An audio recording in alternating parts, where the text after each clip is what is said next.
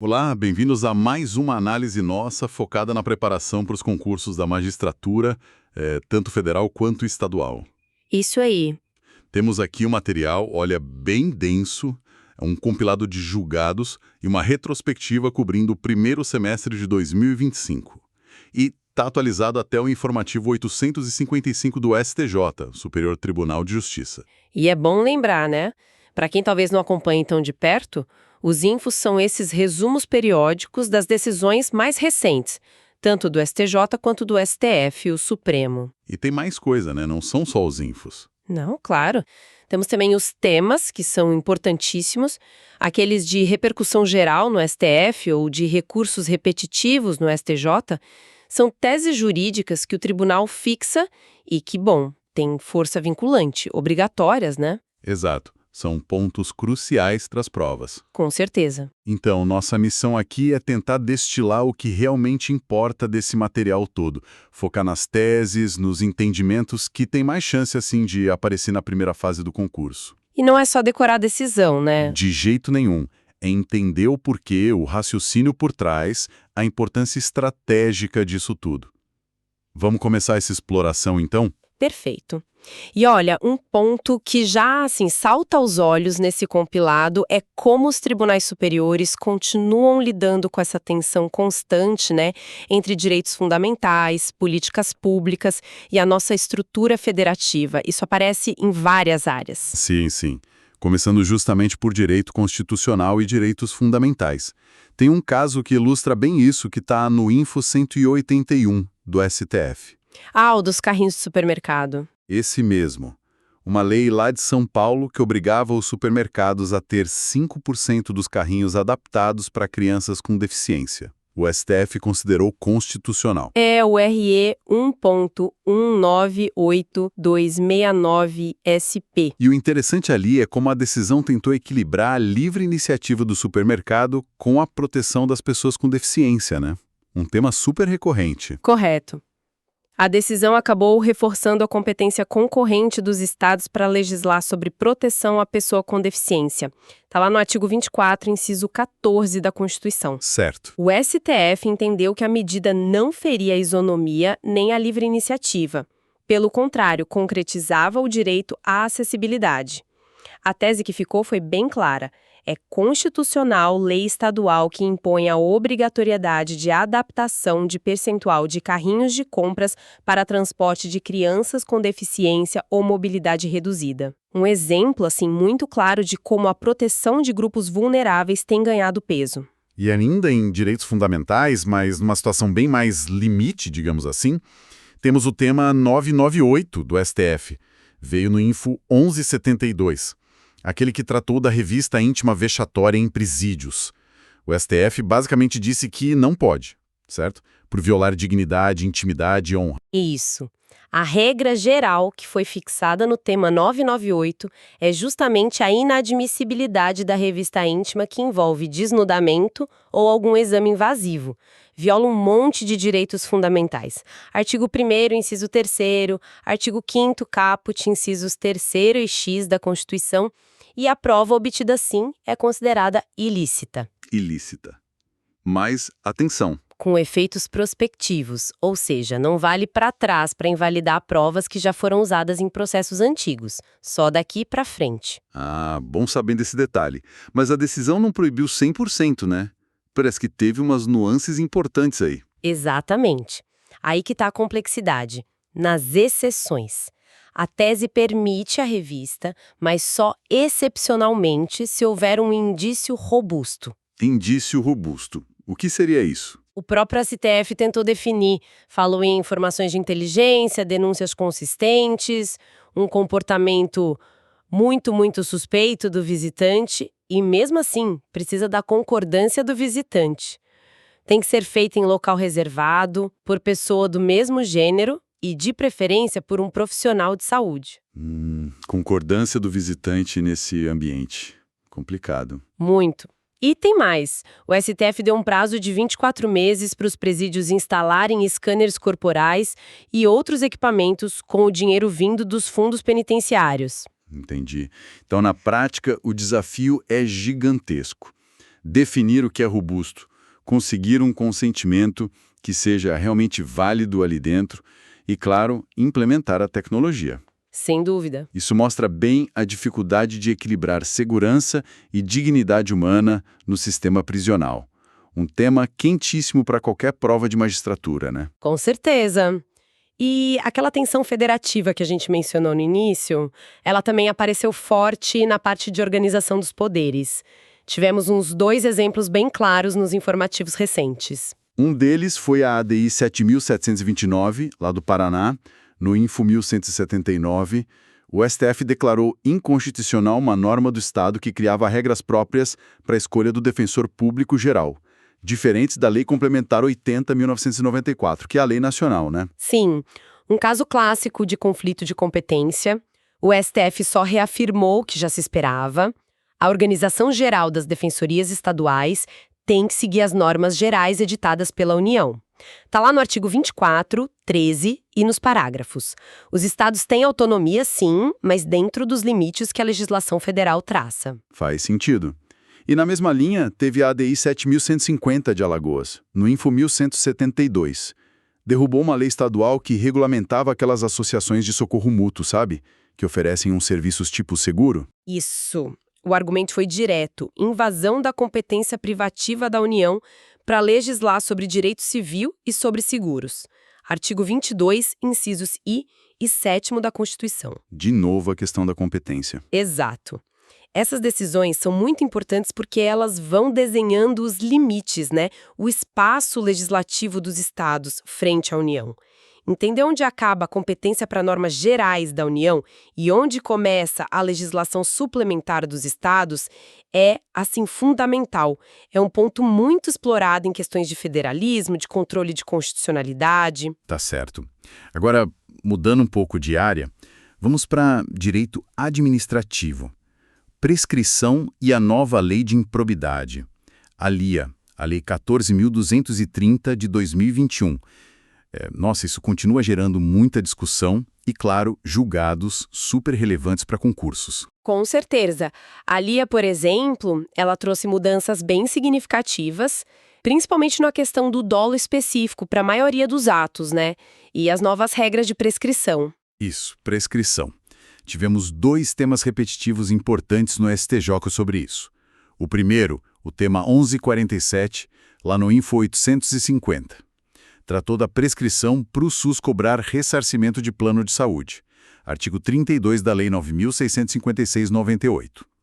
Qual foi a definição final? Então, o STJ fixou que o prazo é de 5 anos, segue o decreto 2910 de 32, que é aquele que rege a prescrição contra a fazenda pública e, por simetria, a favor dela nessas relações de direito público. 5 anos. E a contagem? Começa da notificação da decisão administrativa final, aquela que apura o débito. O ponto-chave ali foi afastar o prazo do Código Civil, sabe? Para reforçar que a natureza da relação é administrativa. Entendi. E o outro repetitivo, o tema 1293 no InfoRepo 843, abordou a prescrição intercorrente em processos administrativos aduaneiros. Como ficou? Ali o STJ decidiu que aquela prescrição intercorrente de 3 anos, que está prevista na Lei 9.873 de 99, a Lei do Processo Administrativo Federal, para apurar infrações, ela se aplica sim aos processos paralisados que apuram infrações aduaneiras, mas só as não tributárias. Ah, tem essa distinção. Crucial. Se o processo aduaneiro visa só o controle de entrada e saída de mercadoria, tipo poder de polícia administrativo, aplica-se essa prescrição de 3 anos. Agora, se envolver crédito tributário, aí segue a lógica do Código Tributário Nacional, outra história. Bem específico, mas importante, né? Para quem vai lidar com essa matéria. E voltando para a nova LIA, como ficou a aplicação das novas regras de prescrição intercorrente dela? Retroagem, não retroagem? Então, o tema 1257 do STJ no Info 842, também em repetitivo, veio para pacificar isso. A nova regra de prescrição intercorrente, lá do artigo 23, parágrafo 5º da LIA, é irretroativa. Ponto final. Irretroativa. Só vale para os processos iniciados depois da entrada em vigor da Lei 14.230 de 2021. Isso até cancelou uns temas antigos do próprio STJ que diziam outra coisa. Certo. E quanto aos atos de improbidade cometidos antes da nova lei, mas que ainda não foram julgados definitivamente, eles simplesmente, sei lá, deixaram de ser improbidade? Caducaram? Não necessariamente. O Info Extra 22 do STJ tratou disso. Falou em continuidade típico-normativa. Basicamente, seguindo a linha do tema 1199 do STF, a conduta que foi praticada antes da nova lei, ela continua sendo improbidade se ela se encaixar em alguma das hipóteses do novo artigo 11, aquele que fala de violação a princípios. Mas tem um porém, né? Tem. Precisa comprovar o dolo específico, que agora é exigido pela nova lei, ou seja, pega o fato antigo e reanalisa sobre a ótica da nova lei, focando muito no elemento subjetivo, no dolo. A mudança foi bem profunda, exige uma análise cuidadosa caso a caso nesses processos antigos. Entendi. A adaptação à nova laia continua sendo um processo bem complexo, com muitos desdobramentos práticos ainda por vir. Agora, um tema que sempre gera debates acalorados e que teve uma decisão, enorme do STF recentemente, judicialização da saúde. O STF revisou o tema 1234, não foi? Tentando organizar a confusão que é o fornecimento de medicamentos não incorporados ao SUS. Sim, o tema 1234 é um esforço, bem ambicioso do STF para tentar trazer mais racionalidade, mais previsibilidade para essa área tão sensível. A decisão é longa mesmo, estabelece várias teses, tentando definir regras de competência, de custeio e os parâmetros para análise judicial desses pedidos. Vamos tentar destacar os pontos principais, então. Como ficou a questão da competência? Para onde vai a ação pedindo aquele medicamento caríssimo que não está na lista do SUS? Olha, a principal mudança foi vincular a competência ao custo do tratamento. Para medicamentos que têm registro na Anvisa, mas não estão incorporados no SUS, a competência vai ser da Justiça Federal se o custo anual do tratamento for igual ou maior que 210 salários mínimos. 210 salários mínimos. Isso, calculado pelo preço máximo de venda ao governo, o PMVG. Abaixo desse valor, a regra geral é ir para a Justiça Estadual. E se não tiver registro na Anvisa? Aí, continua sendo Justiça Federal. E a ação tem que ser contra a União. Isso segue o que já dizia o tema 500 do STF. Entendi. E o custeio? Quem paga a conta nesses casos todos?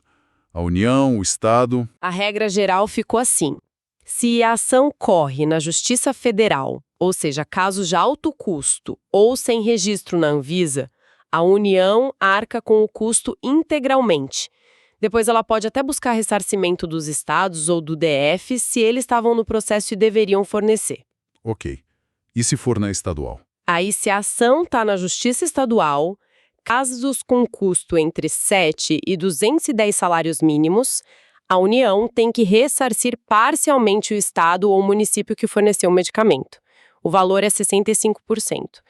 E tem umas regras específicas para oncologia, limites baseados em preços da Conitec ou de compras públicas.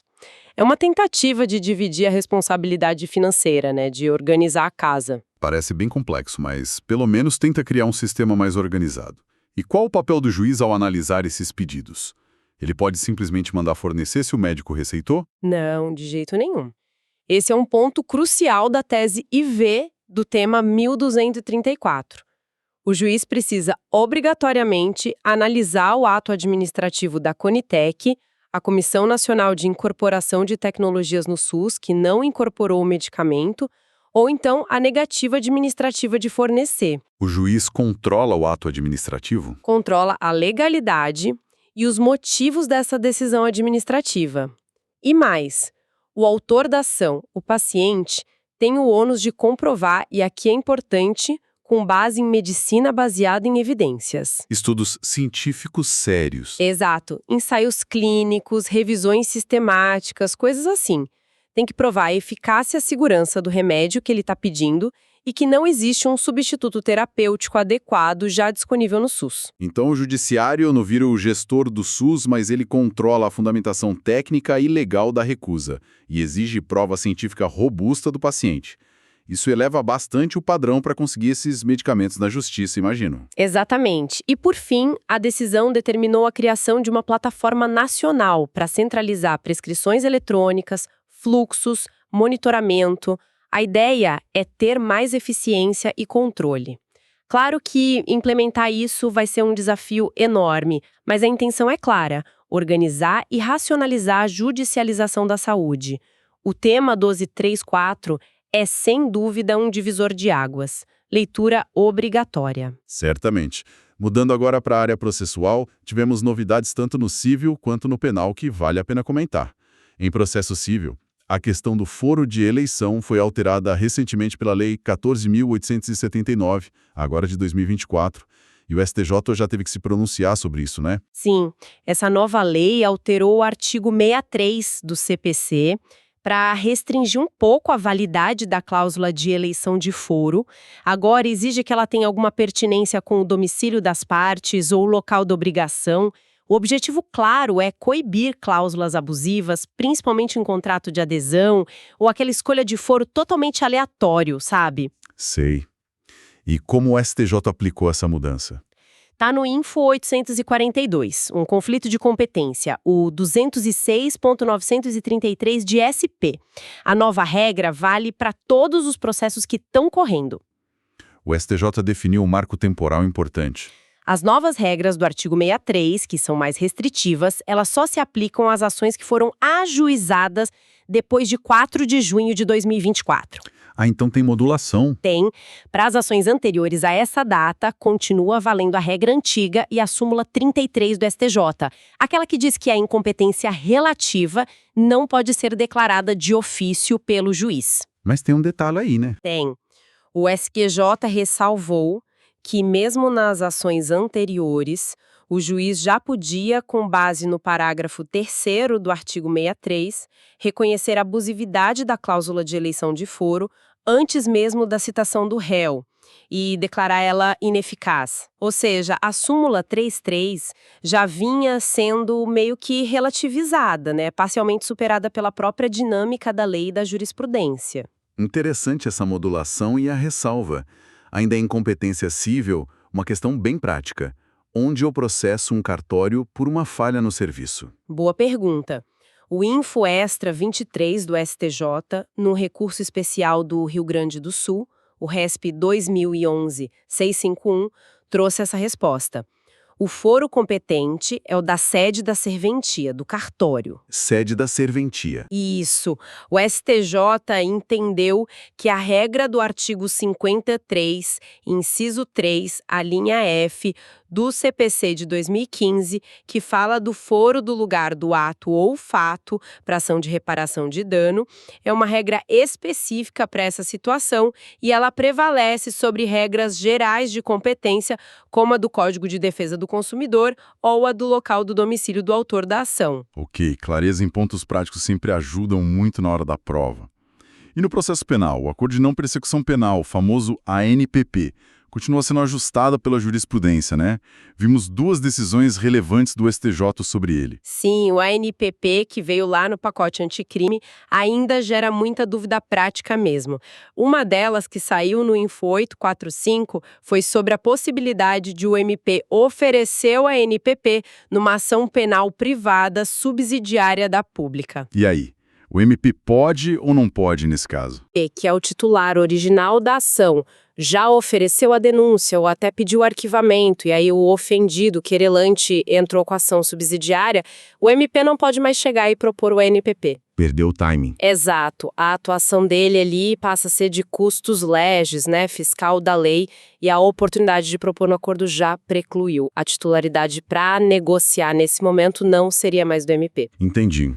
Preserva-se a iniciativa do querelante e a outra decisão sobre a NPP que virou tema repetitivo, tema 1303, no Info 855, tratou da confissão. Precisa confessar tudo detalhadamente, o crime, antes mesmo de o MP sequer analisar se vai propor o acordo? Essa era uma grande dúvida, gerava muita insegurança. O STJ definiu no tema 303 que não se exige a confissão formal e circunstanciada como condição prévia para o MP analisar a viabilidade de propor o NPP. Ah, bom. A confissão continua sendo um requisito, sim, mas para homologar o acordo lá na frente com o juiz, não para iniciar a negociação. Isso protege o investigado, né? Que não precisa se incriminar formalmente sem ter nenhuma garantia de que o acordo vai mesmo ser oferecido e aceito. Reforça o caráter negocial do Instituto. Faz todo sentido, realmente. Torna o processo de negociação um pouco mais equilibrado, talvez. Para a gente fechar a nossa análise de hoje, vamos dar uma olhada em direito ambiental. Outra área que sempre rende decisões importantes e com um apelo constitucional muito forte. Sem dúvida. E tivemos decisões recentes tanto do STF quanto do STJ com grande impacto. Uma delas, no STF, foi no Informo 1170, nas ADINs 7.273 e 7.345. Envolveu a questão da legalidade do ouro. Ah, eu lembro dessa discussão. O STF derrubou um pedaço de uma lei que meio que presumia a legalidade do ouro e a boa-fé de quem comprava, não foi isso? Exatamente isso. O STF declarou inconstitucional o parágrafo 4º do artigo 39 da Lei 12.844, de 2013, que criava essa presunção. O argumento central foi que essa presunção violava o dever de proteção ambiental, lá do artigo 225 da Constituição, e também o princípio da precaução. Por quê? Porque, na prática, essa presunção facilitava demais a lavagem de ouro extraído ilegalmente, principalmente de terras indígenas, de unidades de conservação, acabava incentivando o garimpo ilegal. O STF foi duro, determinou inclusive que o governo adotasse medidas para rastrear a origem do ouro comercializado. Uma decisão com um impacto simbólico e prático muito forte no combate a crimes ambientais. E outra tese fundamental em ambiental foi reafirmada recentemente, né? Aquela da imprescritibilidade da reparação do dano. Correto. No tema 1171, julgado no área 1352-872 de Santa Catarina, que saiu no Info 171 do STF, o Supremo consolidou de vez o entendimento de que a pretensão de executar a obrigação de reparar o dano ambiental é imprescritível. Executar a obrigação. Isso. E o ponto-chave aqui, a grande questão que foi decidida, é que essa imprescritibilidade se mantém, mesmo que a obrigação de reparar o dano in natura, na forma específica, seja convertida em indenização pecuniária, em perdas e danos. Peraí. Quer dizer que mesmo que a execução seja para cobrar dinheiro referente ao dano ambiental, não tem prescrição? Nem a intercorrente, aquela que acontece se o processo de execução fica parado muito tempo. Exatamente. A tese fixada foi bem clara. É imprescritível a pretensão executória e inaplicável a prescrição intercorrente na execução de reparação de dano ambiental, ainda que posteriormente convertida em indenização por perdas e danos. Isso reforça muito a ideia de que o bem ambiental é indisponível, né? E a obrigação de repará-lo ultrapassa as regras comuns de prescrição, porque visa proteger as presentes e as futuras gerações. É um entendimento pacificado e crucial para a área ambiental. Com certeza. E, para finalizar mesmo, uma questão de competência administrativa que sempre gera dúvida. O IBAMA pode fiscalizar e multar, mesmo quando o licenciamento ambiental foi feito pelo órgão estadual ou municipal? Sim, o Info Extra 22 do STJ tratou disso recentemente. O STJ reafirmou que o IBAMA, por ser o órgão federal executor da Política Nacional de Meio Ambiente, ele tem o poder-dever de fiscalizar atividades potencialmente poluidoras em todo o território nacional. Isso independe de quem fez o licenciamento. A competência para licenciar, que está lá na Lei Complementar 140 de 2011, não exclui a competência comum de todos os entes para fiscalizar. Mas e se der conflito? Tipo, o órgão estadual licencia e autoriza, E o IBAMA vai lá e multa. Então, a própria Lei Complementar 140 prevê que, em caso de conflito entre autos de infração sobre o mesmo fato, prevalece o auto do órgão que licenciou. Ah, então prevalece o do licenciador. Prevalece. Contudo, isso não impede a atuação supletiva do IBAMA. Se o órgão local for omisso ou se a atuação dele for considerada insuficiente, o IBAMA pode e deve agir. O STF já tinha dito isso na ADI 4.757. É aquela lógica da cooperação, da responsabilidade compartilhada na proteção do meio ambiente. Ninguém pode se omitir. Entendido. Bom, acho que fizemos um panorama bem extenso, mas acredito que cobrimos os pontos mais essenciais que apareceram nesses informativos e temas recentes. Sim. Recapitulando rapidinho, vimos a complexidade da revista íntima lá no tema 998 e as disputas de competência inconstitucional, as nuances da prescrição, tanto a comum quanto a intercorrente, e os impactos da nova LIA em administrativo com os temas 1147, 1293 e 2157.